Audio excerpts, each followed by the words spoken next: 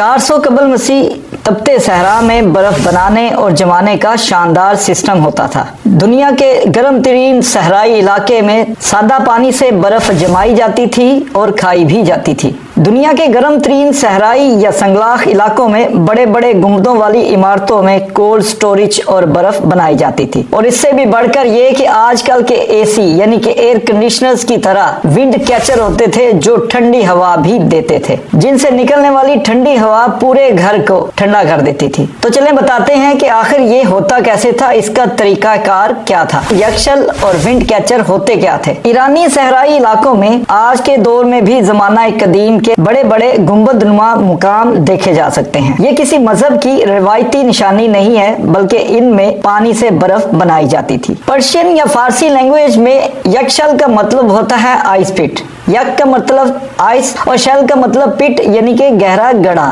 یہ گنبد نما عمارتیں یکشل ایران، مصر سمیت کئی علاقوں میں اب بھی موجود ہیں۔ یزد میں ایسے گنبد نما بڑے بڑے کمرے آج بھی دیکھے جا سکتے ہیں۔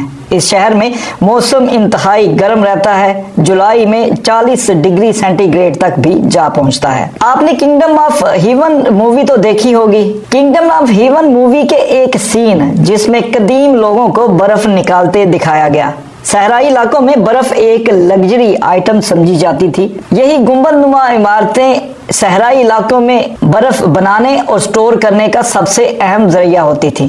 صحرائی علاقوں میں یہ وہی طریقہ ہے جس میں آئس اس گنبد نما آئس پٹس میں بنائی اور سٹور کی جاتی تھی۔ اس کے اندر انتہائی نچلی سطح پر سٹوریج سسٹم بنایا جاتا۔ اس کے ساتھ ساتھ ایسی آئس پٹ یا یکشل میں استعمال ہوتی تھی جہاں خوراک کو سٹور کیا جاتا تھا۔ ان یکشلز کی مدد سے خوراک کو کئی سالوں تک بھی سٹور کیا جا سکتا تھا۔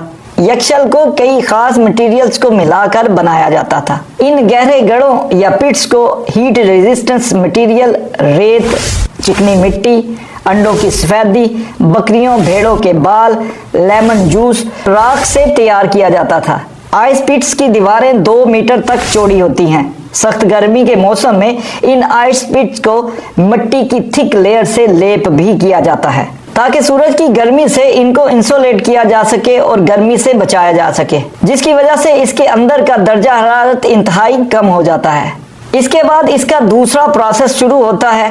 ٹھنڈی ہوا اس کی بیس سے داخل ہوتی ہے اور نیچے تک جاتی ہے۔ اسی دوران ٹاپ سائڈ سے ہیٹ باہر بھی نکلتی ہے۔ یکشل میں برف جمانے اور بنانے کا طریقہ کار بھی انتہائی دلچسپ ہوتا تھا۔ اس آئس پٹ کے آس پاس پانی کی ایک ڈرین یا کنات کے ذریعے پانی حاصل کیا جاتا اور وہ ایک چھوٹے سے تالاب میں جمع کیا جاتا۔ کچھ انچ تک پانی جمع ہونے کے بعد اس کو ساری رات چھوڑا جاتا۔ سردیوں کی انتہائی سخت سرد رات میں جب صحرائی علاقوں میں سردی شدید ہوتی ہے، یہ پانی برف کی طرح جمنا شروع ہو جاتا۔ صبح سویرے چند مزدور اکٹھے ہو کر اس برف کو توڑتے اور اس کو اٹھا کر اس آئس پٹ کے انتہائی گہرے گڑھے کے اہم حصے میں رکھ دیتے۔ خاص موسم میں مزدوروں کا یہ روزانہ کا معمول ہوتا تھا۔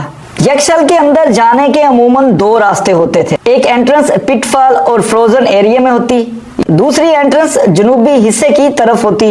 ان یکشل میں جمع کی گئی برف تقریباً پورا سال بھی استعمال کی جاتی۔ ان یکشل میں کئی ایسے بھی ہوتے تھے جہاں صرف اشرافیہ کے لیے صاف برف جمائی جاتی تھی، جبکہ عام افراد یا عام عوام کے لیے بھی آئس پٹس بنائے گئے تھے جہاں پہ لوگ سخت گرمی کے موسم میں برف حاصل کرتے تھے۔ کہا جاتا ہے اس طرح کے آئس پٹس ایرانی علاقے کم میں بھی بنائے گئے۔ اس طرح کے 120 کے قریب پٹس آج بھی ایران میں دکھائی دیتے ہیں، لیکن ان آئس پٹس کے ساتھ ونڈ کیچر بھی بنائے جاتے تھے۔ یہ ونڈ کیچر آج کل کے حساب سے اے سی یا ایئر کنڈیشن کا کام کرتے تھے۔ ایرانی شہر یزد میں آج بھی اس ونڈ کیچر سسٹم کے تحت قدرتی ایئر کنڈیشن کا کام لیا جاتا ہے۔